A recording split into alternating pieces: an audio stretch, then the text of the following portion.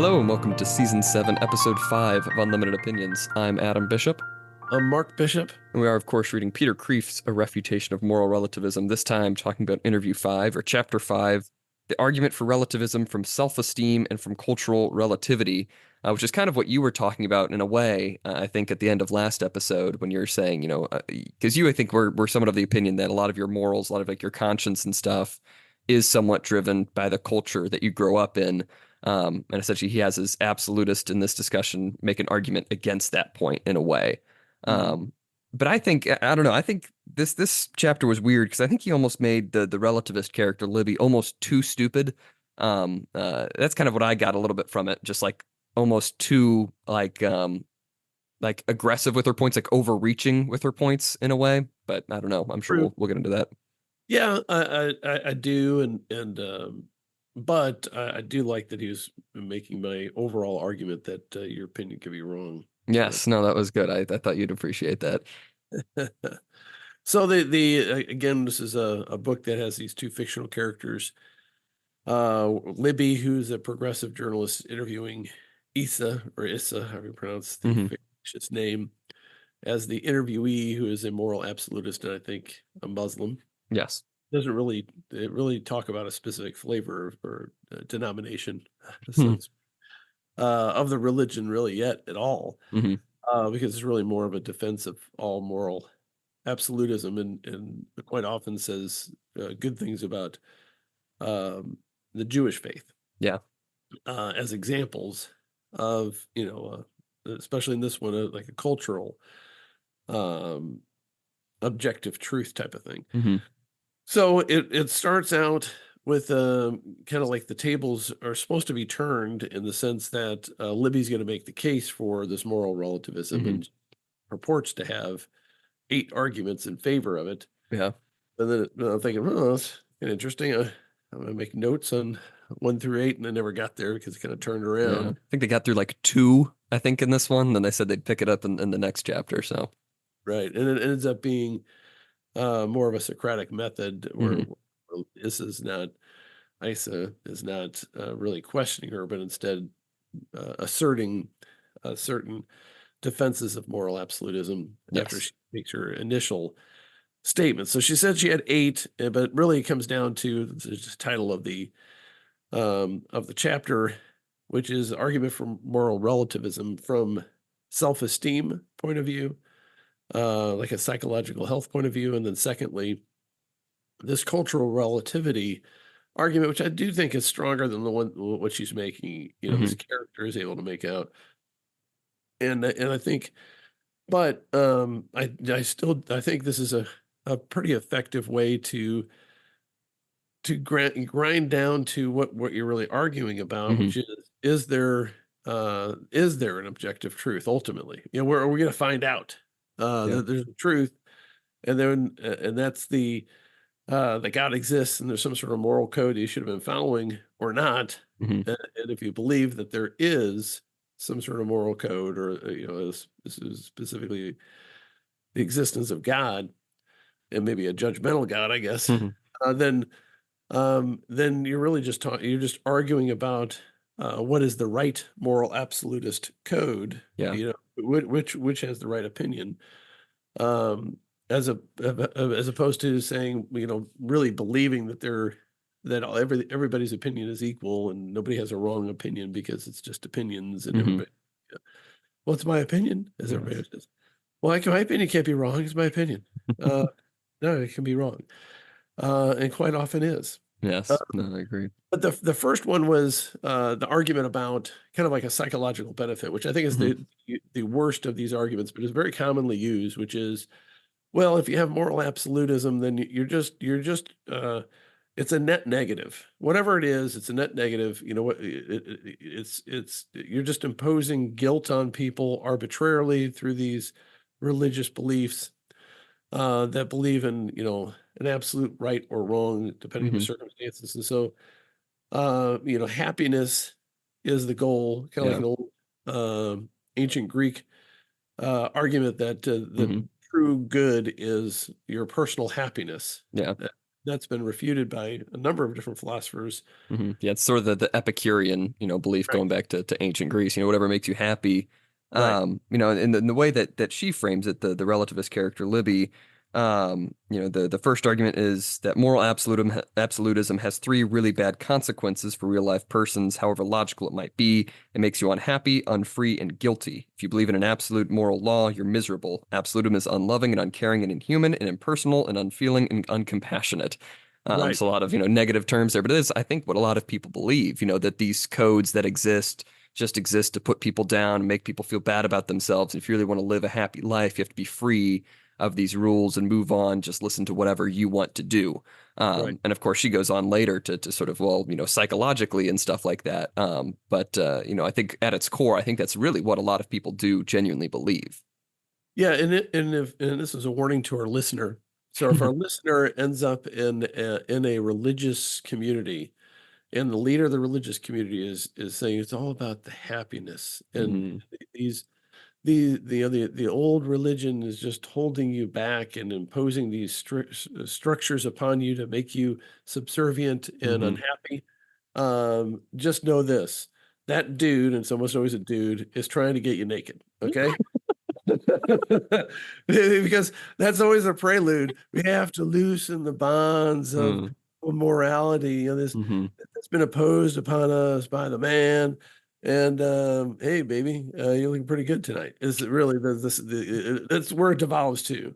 Yes. And then you shouldn't make me feel guilty for having sex with all these other ladies. I'm just spreading happiness. And I'm not being absurd, because it's like every cult Yes. ever degenerates into that, and Mhm. usually violence too, because it's just that's really it's a really kind of it's such a stupid argument, because when you really know people who are moral absolutists, and he does get into this, which is like really the next point, which is if you have a moral code, you're not as self-righteous, like, because you're a sinner, and you have a humility, because there's these ideals that really nobody can live up to Mhm. 100% all the time. You want to aspire to it. And the people that are so self-righteous are almost always the people that believe in moral relativism, and they're so sure that their belief system is correct, because it is their belief system. They create it, or they believe it in their own mind, and there's not some higher power or Mhm. authority that can say to them, "No, you're wrong about that." Yeah. And anybody who believes in God and in a just God knows that there's God's will, there's God's Mhm. law, and so you end up having a lot more humility if you're the what is always described as like an uptight, moral absolutist Yeah. trying to impose your values on us. Because I think we talked about that, a few episodes ago. It's where you remove, that higher judgment. The Yeah, only person who is capable of making judgments then in your system that you believe is you. So you right, come down to be the ultimate arbiter of moral law. It's whatever you believe. And so that ends up making you even more judgmental because, it's all just relative to what you want to do. And so you can right. judge everybody else willy-nilly. And if there's nobody above you, then you're not looking at yourself and seeing where you went wrong because you're the only one judging those things. Right, right. And so Libby, the Libby character, the moral Hmm. relativist, is making that argument, and also saying that she, like on page 68, I hate absolutism because I love people and I don't like to see them suffer. Hmm. And so it kind of merges into this.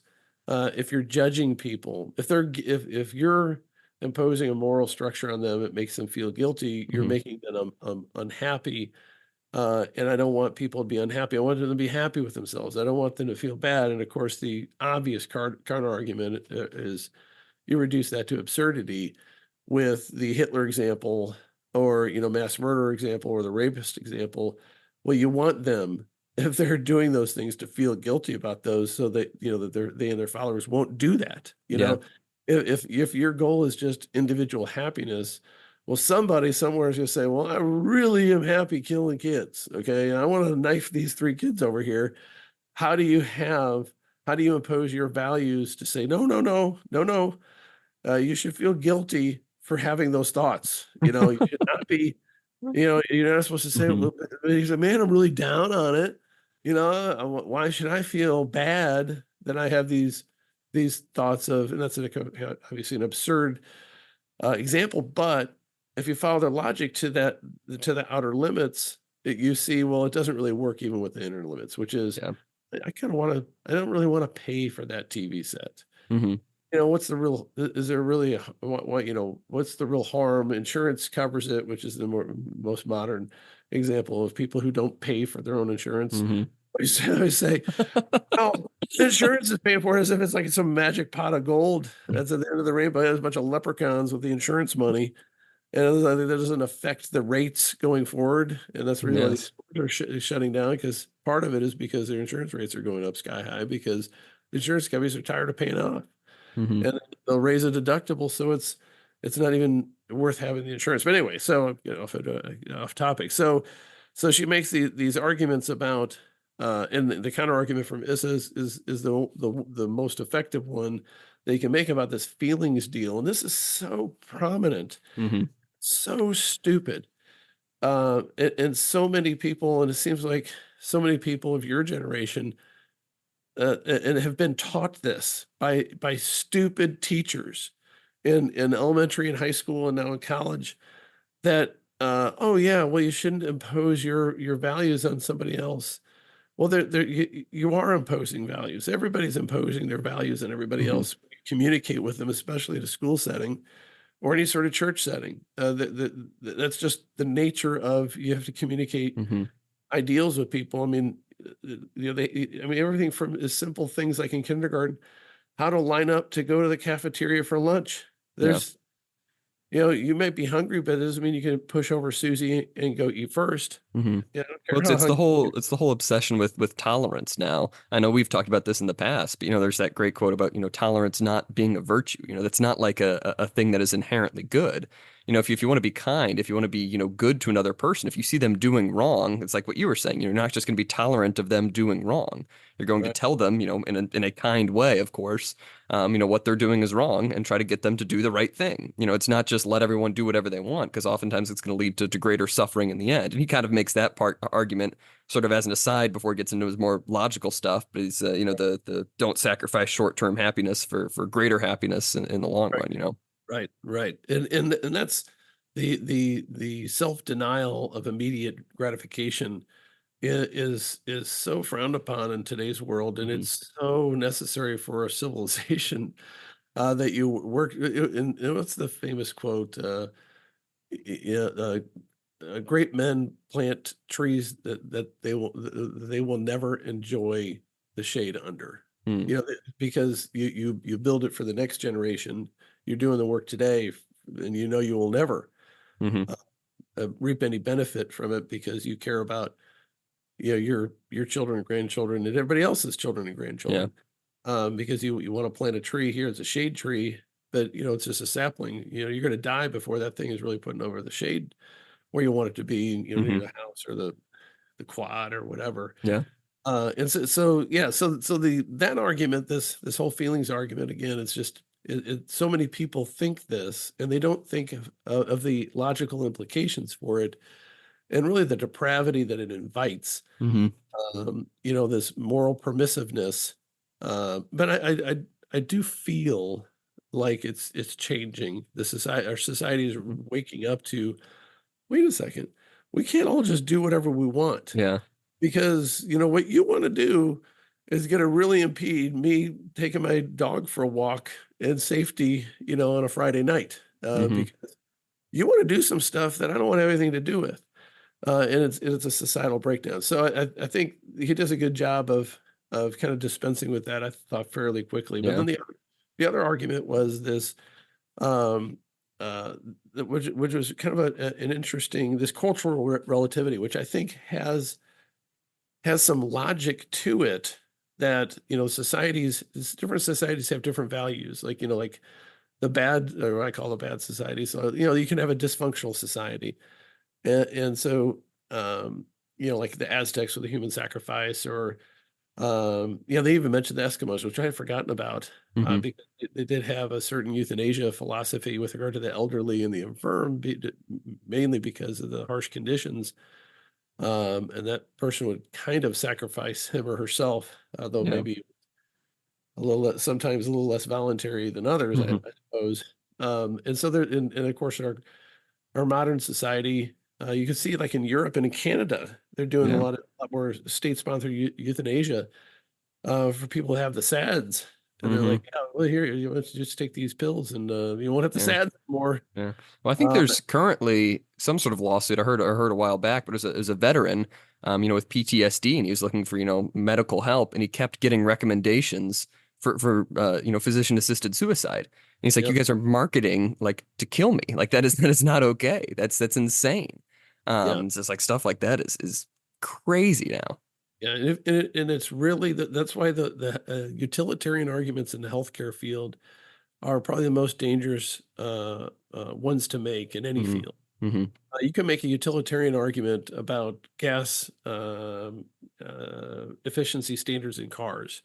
You know, the more efficient they are, the probably less metal, and maybe so you can do a calculation or an estimate of how many people you're going to save with having heavier vehicles as opposed to how many people are going to die from pollution. And you can make those kind of utilitarian arguments writ large, but you can't do that in healthcare field because it's all individual when Yeah. it comes down to it. And it always, and because if you just look at the money, man, there's a buddy of mine in college that I think I shared this with you. They had the theory that bottom 10%, that the bottom 10% of people are a net loss, such a loss that we ought to just wipe out the bottom. He was joking, of course. Yes. Wipe out the bottom 10%, and everybody else would be better off. It's kind of like the Thanos argument. Yeah. He took it to an extreme. Hmm. Yeah. One 50%. half, one half. But if you have those utilitarian arguments, which is part of moral relativism, Hmm. because because what's to say that those societies' values are any more or less valid or true than a society that really values every individual life and places a premium on it, meaning that Hmm. the rest of us are going to have to work over a lot of money to make sure that people that are uh, getting very expensive treatment get a very expensive treatment to prolong their life, for crying out loud. Yeah. That's a societal good. But anyway, so there is this argument. I think it's a better argument than I get the SADs because I feel guilty and you're imposing this moral thing on me.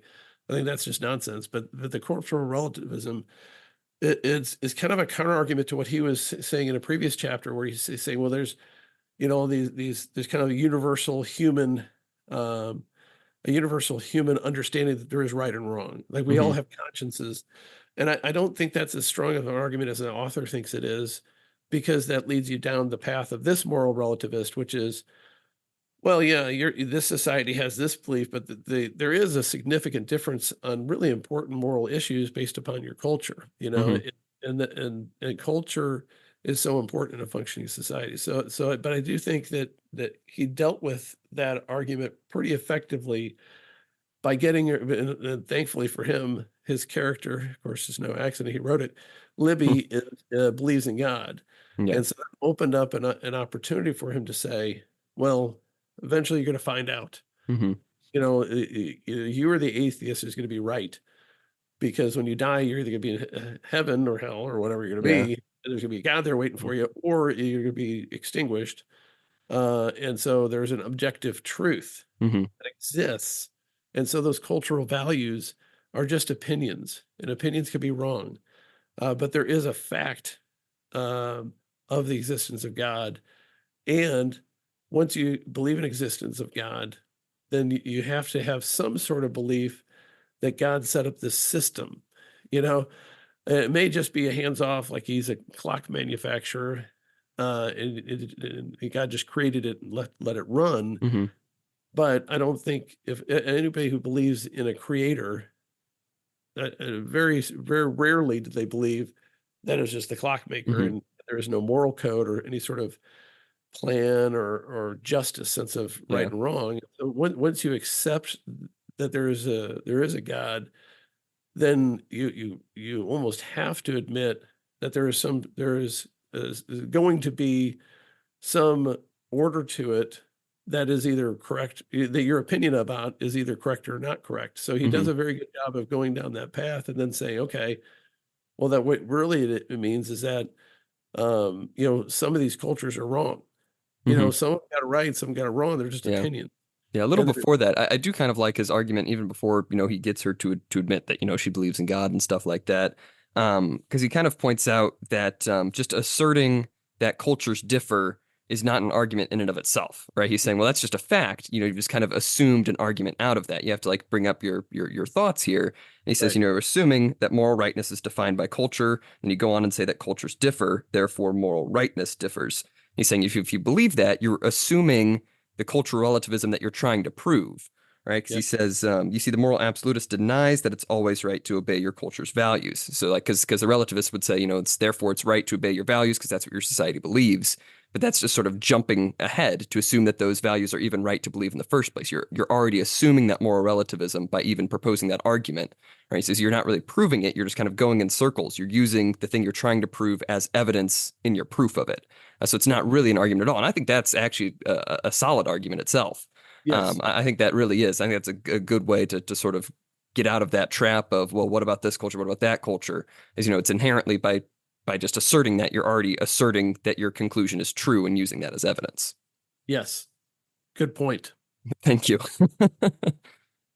I agree with your summary of it and your position on it as you just set forth. Yes. Yes, but I do agree with you. I think that his argument there later on is very true and is very good. He kind of gives himself the win here by writing his character to believe in God, of course. But Right. it's like, at some point, you are going to find out if someone's right or wrong. I think the underlying point is no moral relativist really believes that nobody is right. Right. 'Cause, Right. I mean, that's kind of what moral relativism, inherently would say is that nobody's really right. Everything's equal. It's all relative to whatever. But there's no relativist out there who genuinely believes that, who genuinely believes that there is no right or wrong. They believe deep down that, they have core values. And, if they're truly relativist, they wouldn't say that theirs are better than anyone else's. But of course, they have to say, well, one of us is right and one of us is wrong. Otherwise, I wouldn't believe what I believe. Yeah. And they believe that moral relativism is better than moral absolutism. So they're Hmm. making that judgment and that absolute belief Yeah. a matter of their, Hmm. unnamed religion. Yeah. And Uh, he kind of mentions that at the beginning of the chapter too, before she even puts out her premises. Is like, oh, so you believe that this is right and you're going to prove that this is right. This is absolutely right. Moral relativism is absolutely right. He says, you see the contradiction there. They kind of just move past that. But yeah. yeah, and then that's when he kind of segues in. I think there he's talking about um, that talks about the humility and with regard to the cultural values that the only a person who believes that there is an absolute moral code or judgment, a higher law, can criticize a culture and improve it. Hmm. Which goes back to her the feelings argument that we don't want to have guilt that's imposed upon us. But the only way you get better as a person or as a culture is if you have people that believe in a better code or a moral law telling you, hey, you really need to do a better job. Hmm. And you hear that from moral relativists all the time with the most. I don't know why I hate this statement, but they say do better. Hmm. I don't know why I hate that so much. When I read that in a comment to somebody, do better. Oh, I really want to have violence visited upon anybody who puts do better or be better. Like, Yeah. it's just so Well, because condescending, I it's guess. so condescending and also so vague. Because it's be Yeah, better according to what I believe is right. better. It's not actually, telling you how to be better. It's just, be a better person because, my values are superior to yours. My way of doing things are superior to yours with just no reason why. Yeah, Well, a lot of the times it's coupled with it's the year 2024, be yeah. better. It's like, well, it's the present day. Why are you still holding these backwards beliefs? Move on. It's that sort of idea. I get the same feeling from that they would experience when I say, "Hey, you're not supposed to rape children." Because I would come at it with a very insulting tone, Mm, and so when they're saying these things, be better, do better. I don't know. It just seems so flip, mm, and so they're so certain that they are better. I guess is maybe yes. Right, there's something about that, and it's not comments directed at me. Hmm. It's what I'm seeing, and because I don't do almost any social media anymore, and Yeah. I'm so much happier for it. But but when I see somebody make a comment, and then if I look at the comments in response to that, it's always somebody, some jerk, and it kind of makes an almost off subject point, and then there's like a be better, do better. Oh, God, Yeah. just keep it to yourself, man. Yeah. Well, usually it's about some word that someone's using. That word is not allowed anywhere. It's a negative word, whatever. So Um, I think that the chapter was like maybe a little bit longer than others, but I thought it was a kind of a hmm. brief Yeah. just going through those two arguments, and that was about it. Now, Hmm. I would say, going back to my earlier statement, I think it's convenient for him that she is a theist, but I think the same argument can be made, or similar argument can be made if they're an atheist, because Hmm. die, you're either going to be extinguished, or you're going to find out God's not happy with you. And so I think the logic of it would still Hmm. carry some weight, and to set up the idea that these are things that you're arguing about that are ultimately going to be known. There is, and it's hard not to concede that there's that it's a known thing whether there is a moral code or not Hmm. that is established by a creator. You're either going to know it or you're not going to know it, I guess, depending on if there is one or not at that time. And so that's a really good argument for a belief in a moral absolutist code. Hmm. That there is, we're trying to find it as we search through life and all that. But I think that's a really good argument Yeah. for it.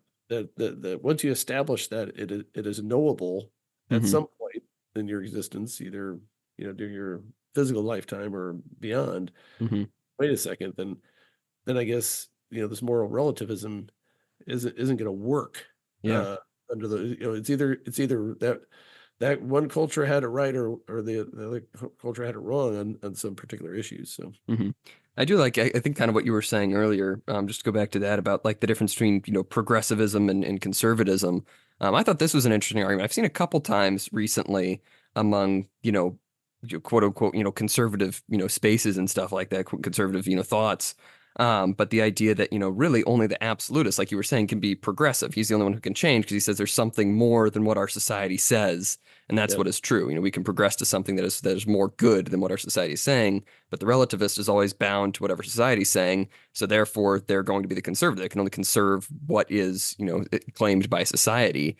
And that's an right, interesting point. I'm not really sure, what I think about that because I saw something, online or somewhere, that was somebody saying, well, conservatism can't really work, for Christians anymore. Because we can never go back in time. We cannot, conserve the past. We can't go back to a time when religion was more, popular. Now we can't just automatically go back. We have to progress. We have to shape a new society in a way that will be, what we want it to be. We can't just go back in time. We have to be progressive. We have to kind of drop, some of the conservative stuff in order to get what we actually want, which is an right. interesting argument. I'm not sure, how exactly that fits in the present day.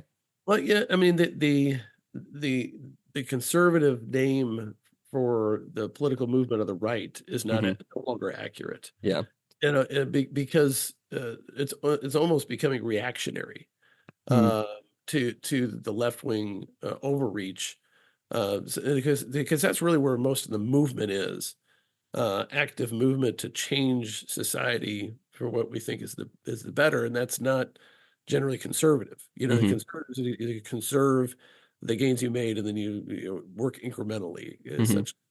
But it's really not what the conservative party in America is. Of course, it's not called conservative; it's called Hmm. Republicans, at least some of them. Uh, but and one of the things about the early progressive movement is that they were very main when it was first coming out.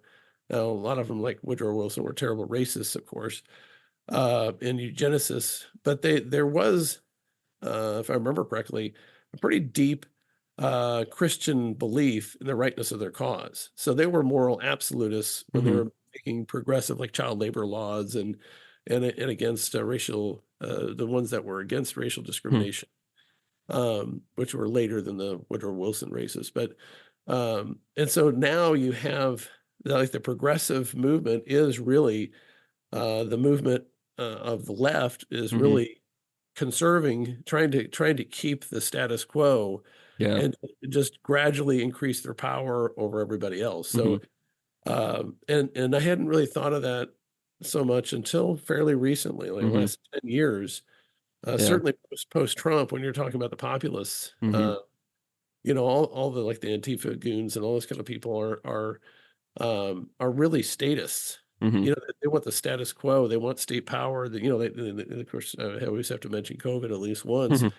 But the COVID crazies were all the left, and what was that? That was government tyranny. Yeah. For reducing people's individual freedom, choice with regard to medical decisions. It really was, uh, uh, of course, off-putting, but it was different than what you would have expected 20 years prior, when the civil libertarians, 30 years maybe, like in the 70s, were all of the left, almost all of the left. Hmm. We're talking about individual civil liberties rights, and so now they're in power. They just want to maintain power, I Yeah. guess. It's Well, just a weird flip-flop during my lifetime. yeah. Well, because the analogy that I've seen, or that was on, I think it was on like a Christian Instagram account, is where I saw it. But it's like, if America's a car, progressivism is the gas pedal, conservatism is the brake. You can't use conservatism. There's no reverse pedal. Conservatives like to think that they're reversing things back to sometimes like a more like good time for the country or stuff. You want to go back to the way things were, but really you're not actually going backwards. You're just stopping it every once in a while when you can get control of the brake, but otherwise progressivism is just going forward in a way. So if you want to like change society, you have to take control of the gas pedal, and you have to push things in a way that are good for you. Well, I think there's some truth to that, but I think that person forgot that there's a gear called reverse in every car. Yes. So you actually can go back to where you were, or you can Yes. turn around and go down the same road backwards. So, and part of the reason why conservatives are no longer just trying to conserve is because the country basically peaked with regard to individual freedom and economic fairness, really in the 1950s. Hmm. And you see the spread between the haves and have-nots accelerating over time until the present day, and the middle class is evaporating, and you're just getting super wealthy few, and then everybody else. And it, Hmm. and the immigration stuff is just going to further divide everybody. Yes.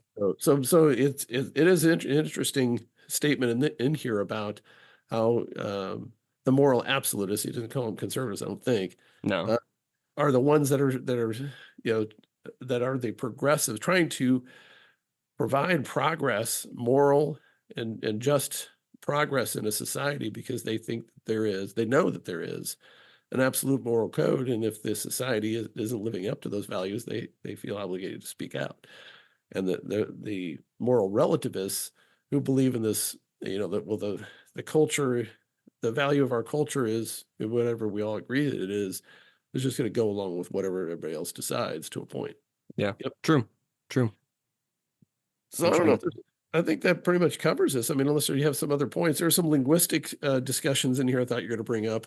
Yeah, there was something I was going to mention something about that. Let me see if I can find it. But Yeah, let's see. He makes a point. The absolutist does. There's always some deeper underlying agreement beneath every disagreement. This is when they talk. He has like this discussion of really the differences between cultures aren't as major as some people think. Really across cultures there are certain moral principles that are held true, and I think that's a decent argument too. It's not as strong as the other ones we were talking about. But he says, it's like when you visit a strange country, you experience an initial shock because the language is so different, but then beneath the different words, you find the same concepts. That's what makes translation possible. Because that's what he's saying. Across cultures, you don't have wildly different concepts of how things function. All cultures essentially, recognize the value of life in a way, or they recognize, a concept of justice, what is good to do for someone. There are no cultures out there ever in the history of the world that say that there's no such thing as justice. They reframe what is just and what's not just to a certain degree, but they have those sort of underlying, virtues, I guess you can call them, those underlying values that are common across all societies. It's just different how they apply them, which I think is a good argument as well. Yes. Good Yes. summary. Thank Yes. you. Do you have any other thoughts on this chapter of this book? Oh, no, I enjoy reading it. It's a Hmm. quick read, and it's entertaining. It brings up a lot of important issues that obviously we tee off on. this podcast. I'm looking forward to reading the rest of it. Yes, I agree. It was a good chapter.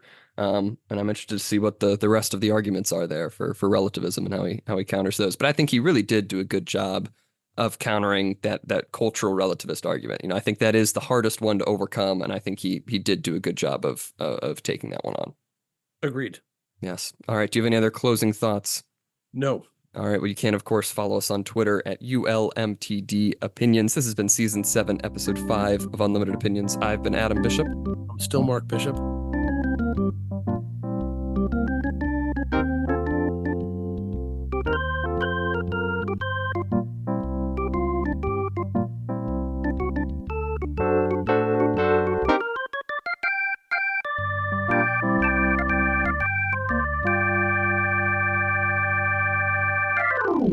Right. Nice. Yeah, I know. It's late. 9:40 p.m. This might be the latest recording we've ever done. It's past my bedtime, and I'm at work. I left all my stuff here, and so I had to... Oh, no.